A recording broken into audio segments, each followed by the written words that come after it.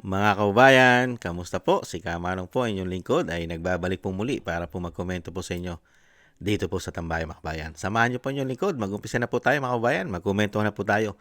Komentuhan po natin mga tambay, itong magkaalyado at mag-best friend yata na tinatawag pong Wambol University umano. Mga kababayan, ang Senate President Tito Soto at syempre po ang chairman po ng Blue Ribbon Committee, mga kababayan, na si Senator Lacson, at tinatawag din pong umano na mga protector daw po ito ng mga magnanakaw sa ating bansa umano. Sila raw po ang protector umano. Pakinggan po natin ang mga pahayag nila katulad po ni Tito Soto. Ito po yung kumakalat sa social media. Komentuhan po natin tungkol po sa desisyon ng Korte Suprema. Ay nagsalita po siya at ito po ay pinag-uusapan sa social media. At isunod din po natin si Senator Lacson, mga kababayan. Ito po ang kumakalat, ang post po na kumakalat po kay Senator Soto na tinatawag na Wambol University. Mga kababayan, Tito Soto versus Supreme Court and Bank. Giniit ni Senator Tito Soto na unconstitutional ang naging hakbang ng Supreme Court and Bank sa pagpapatibay nito sa desisyong nagdeklara ng na unconstitutional ang article of impeachment laban sa Vice President, mga kababayan. The Constitution had just been amended unconstitutionally through Supreme Court overreach, mga kababayan.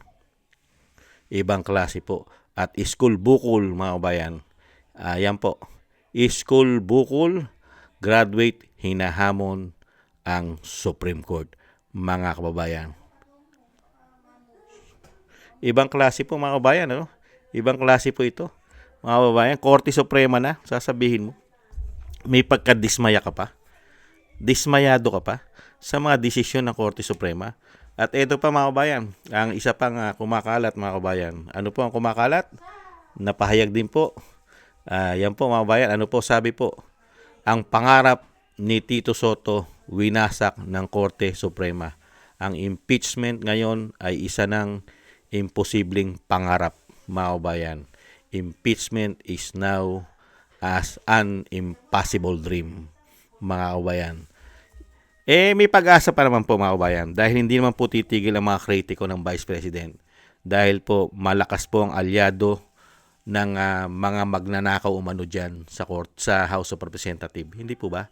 Dahil nga po hanggang ngayon ay wala po silang pinakukulong na mga kaalyado nila sangkot sa issue ng korupsyon sa flood control. Kompleto pa po ang mga hayop na yan umano. Ang tinatawag ni Kiko Barsaga na crocodile farm. Kaya may pag-asa pa si Tito Soto sa kanyang mga pangarap, mga kabayan. At syempre po, ito naman po ang sinagot naman po ni Senator Lacson doon po sa sitwasyon po ni dating Pangulong Duterte sa Dahig, mga kabayan. Ito po, basahin po natin at ito po pinag-uusapan din sa social media, mga kababayan. Ayon po kay Senator Lacson, worse is makulong siya sa Dahig, mga kababayan. Nothing to be worse than that siguro for a sitting senator, mga kababayan. At syempre po, ito po naman yung sinabi ng Vice President. Ito po ang sinabi niya, wala yan. Di naman siya nagkasakit eh. Yung mga nasa hospice o hospitalized, sabi nga niyan, ay yung nag-aantay na lang kung anong oras sila kukunin ni Lord. Yung mga worst cases, mga kabayan. Yung mga nag-aantay na lang, mga kabayan, yung mga worst cases po. Inaantay na lang nila kung kailan po sila kukunin ni Lord, mga tambay. At wala nga naman doon sa mga nagsasakit-sakitan lang umano para po mapag-usapan yata at para din po mailihis ang issue ng araw-araw pong issue na korupsyon na ginawa po nila na mahigit 3 taon. Hindi po ba? Kaya nga po ang Vice President ang pinupuruhan nila. Bakit po? Dahil nga po para po ma-twist at ma-divert po ang ginawa po nilang pagnanakaw, na mahigit 3 taon sa ating bansa. Kaya kailangan po nilang gipitin at dalhin po ang issue sa mga Duterte. At syempre, hindi po nila magugustuhan makabalik ang Duterte sa ating bansa, lalong-lalo po sa pagiging presidente nito. Kaya nga nila pinatapon ng Pangulong Duterte, ang dating Pangulo. Dahil nga po, hindi po nila kayang talunin ang mga Duterte. Dahil po ang majority ng mga Pilipino, ang suporta po ay nasa Duterte. Mga kababayan, sinisiraan lang po nilang pilit at pinababagsak dahil nga po sa kasakiman, sa kapangyarihan at kasakiman sa pera ng taong bayan ang mga politikong magnanakaw, mga kababayan. Hindi po ba? Hiyang-hiya naman po tayo kay Senator Lacson at kay Senator Tito Soto. Mga kababayan, yung desisyon ng Korte Suprema, kino-question mo. Korte Suprema na yon, kataas-taasan. Ang dismayado si Wambol University. Hiyang-hiya naman tayo kay Wambol University. Hindi po ba? At ganun din po ang batikos ni Senator Lacson doon sa nakulong sa Dahid. Dahil yun daw po ang worst. Makukulong po ba sa Dahid yun kung hindi po kinidnap yun? Umano? Kung hindi po pinulitika yun? Kung yun po ay binigyan po ng due process sa ating bansa at nakarating po yun ng korte, yun, sa tingin nyo madadala nila yun, mga kabayan, sa Dahid? Di po ba? Dahil nga po pinagplanuhan nila umano. Saan ka ba naman nakakita? Dating Pangulo.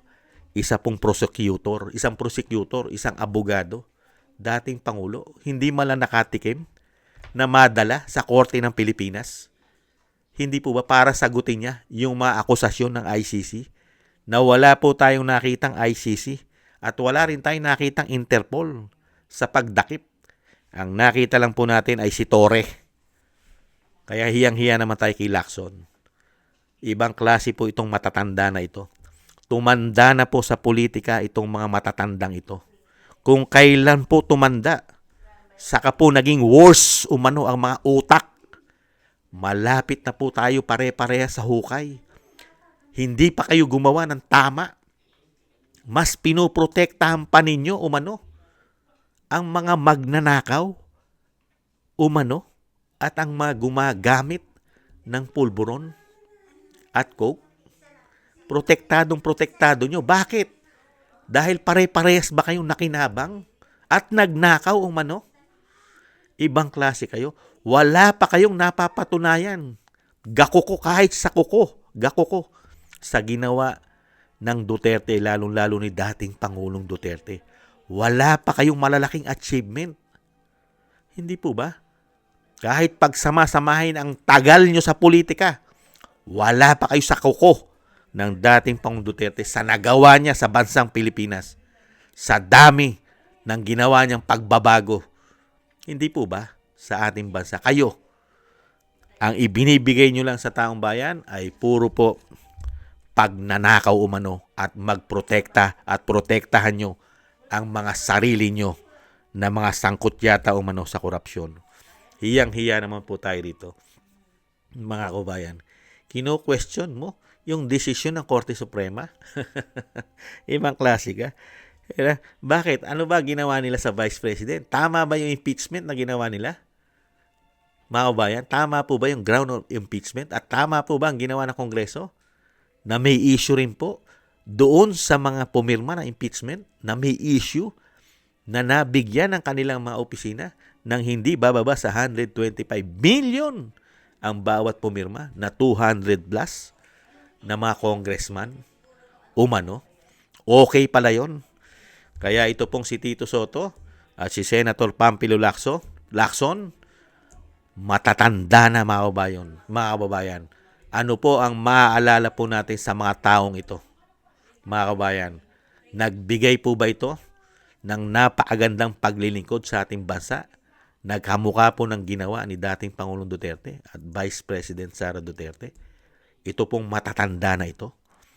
Hindi po ba hanggang ngayon, mahirap ang ating bansa?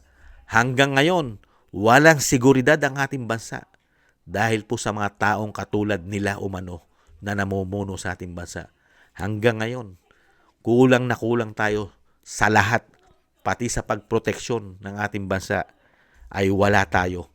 Kulang na kulang dahil sa mga politiko na ganito, mga kabayan. Kaya never umasenso ang ating bansa pag mga ganitong klaseng politiko ang maglilingkod sa atin.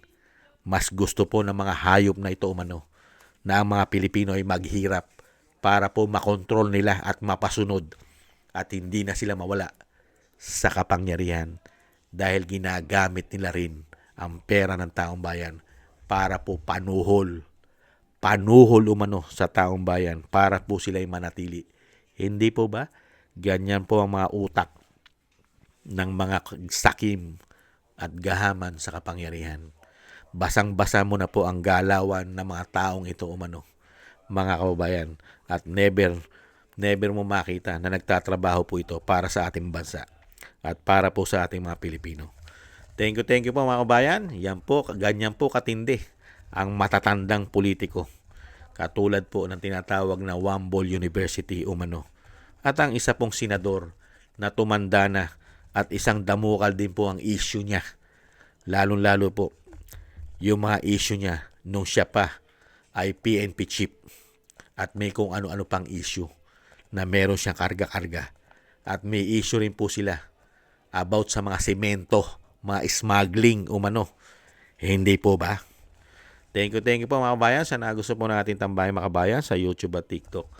At ganun din po sa ating mga subscribers. Maraming salamat po. At thank you rin po sa mga nagbibigay po ng komento, like, share, and subscribe. Maraming salamat po. At siyempre po sa ating mga subscribers, thank you po sa inyo po mga biyaya.